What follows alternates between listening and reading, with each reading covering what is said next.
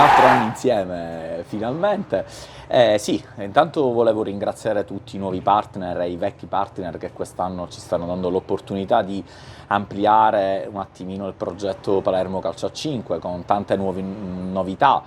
Ad esempio il Pala Don Bosco, ecco, sarà la nuova casa del Palermo Calcio a 5, quindi disputeremo due campionati, sia quello della prima squadra del campionato IC1 e anche il campionato Under 19 nazionale.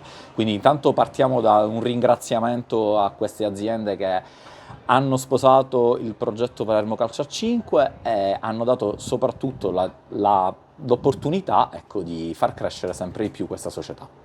Ecco, di fatto hai spoilerato quelli che sono i prossimi temi dell'intervista. Parliamo proprio dal punto di vista logistico. Palermo Calcio a 5 che trasloca, tra virgolette, al Pala Don Bosco per le partite casalinghe, una conquista non di poco conto, anche considerando quelle che sono le novità in termini regolamentari, come ad esempio il tempo effettivo. Sì, naturalmente il trasferimento è parziale, diciamo che sì, la prima squadra e l'Under 19 nazionale giocheranno il campionato delle proprie categorie, naturalmente al Pala Don Bosco, effettuando anche degli allenamenti all'interno della struttura Pala Don Bosco.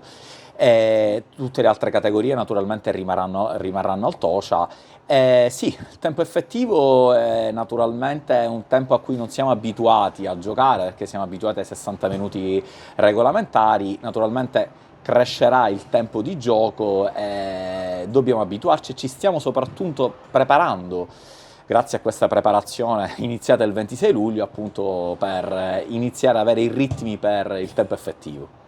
Ecco, hai parlato tu poc'anzi di settore giovanile, quest'anno Under 19 che si sdoppia, oltre al campionato regionale in cui tra l'altro è arrivata una splendida qualificazione alla Final Four di Coppa Italia, anche il campionato nazionale, una vetrina molto importante se consideriamo quanti giovani e quanto crede nei giovani il Palermo Calcio a 5. Appunto per questo, grazie alla finale fatta l'anno scorso con l'Under 19 regionale, lì è iniziata a balenare l'idea di alzare un attimino l'upgrade del settore giovanile, e l'unico modo era quello appunto di partecipare a un campionato nazionale, e quindi l'idea del presidente, della società, di tutti noi era quello appunto di valorizzare quei giovani che l'anno scorso hanno partecipato a quel campionato dell'Under 19 regionale veramente fantastico.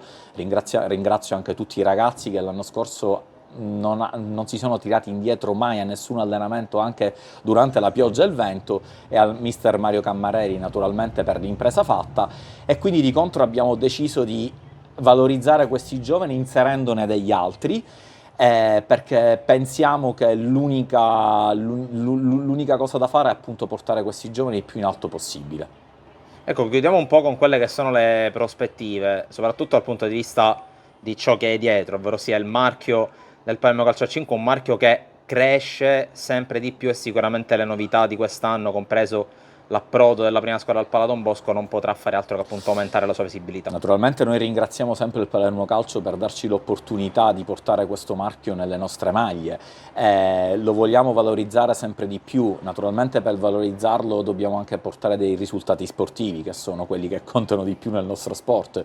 Diciamo che il progetto del trasferimento, ecco, appunto della prima squadra al Pala Don Bosco è anche per alzare un attimino l'asticella per quanto riguarda i risultati sportivi. Non ci nascondiamo, vogliamo fare un buon campionato, non gli ultimi due campionati naturalmente, ma portare dei risultati veramente, veramente importanti.